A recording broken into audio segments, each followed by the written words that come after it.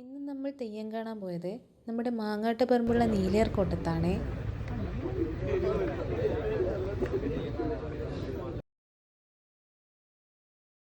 ഇന്നത്തെ പ്രത്യേകത എന്തെന്ന് വെച്ചാൽ ഇന്ന് നീലിയാർ കോട്ടത്ത് അമ്മയുടെ പുതിയ തിരുമുടിയാണ്. ഇനി ഒരു കൊല്ലം ഇതേ മുടി വെച്ചാണ് തെയ്യം ഉണ്ടാവുക.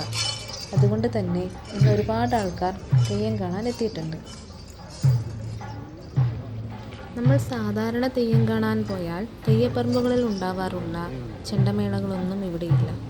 ആകെ ചെറിയൊരു ചെണ്ടയുടെയും കൈമണിയുടെയും ശബ്ദം മാത്രമേ ഉണ്ടാകൂ.